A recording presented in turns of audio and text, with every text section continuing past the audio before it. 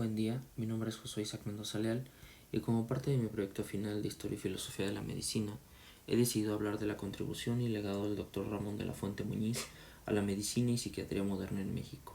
Sin duda alguna, Ramón de la Fuente fue uno de los personajes más importantes en la historia de nuestro país, hablando de la medicina. Tal y como lo mencionan muchos distinguidos académicos, médicos e investigadores mexicanos, el Dr. Ramón de la Fuente Muñiz cambió drásticamente el rumbo académico y clínico de la psiquiatría en México. Sin duda alguna, lideró el movimiento que llevó a la psiquiatría de nuestro país a consolidarse como una disciplina científica, con una visión integral del ser humano como individuo y ente social.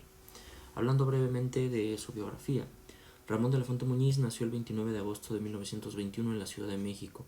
Estudió en la Facultad de Medicina de la Universidad Nacional Autónoma de México entre los años de 1939 y 1944. En este último año presentó su tesis, titulada como El psicodiagnóstico de Rorschach, aplicación en la clínica, documento que además de otorgarle el grado, preludiaba una interesante y cuanto más fructífera carrera como docente, académico e investigador, sin olvidar desde luego su faceta como fundador de la institución más importante, psiquiátrica más importante de Latinoamérica. Fue también alumno del médico psiquiatra y distinguido posterior rector de la UNAM, Samuel Ramírez Moreno, quien, una vez concluidos sus estudios de licenciatura, lo apoyó para que realizara un posgrado en neuropsiquiatría en el Bishop Clarkson Memorial Hospital que vemos a la izquierda, esto en Nebraska, Estados Unidos, entre los años de 1944 y 1946. Posteriormente también realizó una breve estancia en el histórico Bellevue Hospital Center de la ciudad de Nueva York en 1946, que podemos ver a la derecha. A su regreso a México formó parte del denominado Grupo Original, constituido por 13 aspirantes, entre los cuales destacaban él mismo y también el psiquiatra Raúl González Enríquez. Dicho grupo de estudios psicoanalíticos era comandado por el famoso psicoanalista Erich Fromm, que podemos ver en esta foto, de quien el doctor de la Fuente expresaba en sus propias palabras lo siguiente, y cito: Erich Fromm tiene para México un significado especial por haber pasado entre nosotros impartiendo sus enseñanzas. Desde México, su filosofía ejerció influencia en algunos de los líderes de la medicina. Esta influencia contribuyó a reorientar la enseñanza dentro de un marco teórico que tomó en cuenta los aspectos humanos, es decir, psicológicos y sociales. Durante la década de los 50, el inquieto e inteligente psiquiatra Ramón de la Fuente Muñiz paulatinamente construyó su destino, forjó y le dio una nueva perspectiva a la psiquiatría en nuestro país. Ramón de la Fuente Muñiz trabajó en el Hospital Infantil de México, donde fundó el Servicio de Salud Mental. De igual manera, trabajó en el Hospital Español, donde en 1968 aún fungía como jefe de servicio de psiquiatría. En 1951 dio a conocer su primer trabajo en la revista del mismo nosocomio.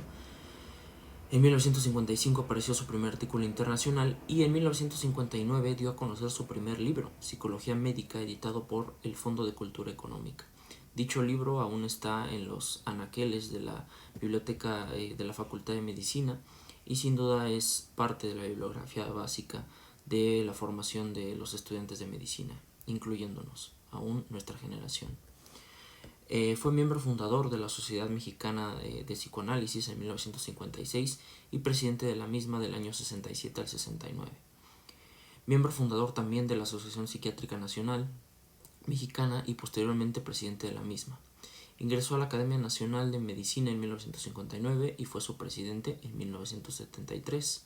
Asimismo, fue vicepresidente de la Asociación Mundial de Psiquiatría durante 5 años, de 1971 a 1976, y presidente del Quinto Congreso Mundial de la Especialidad, celebrado en la misma Ciudad de México en 1971.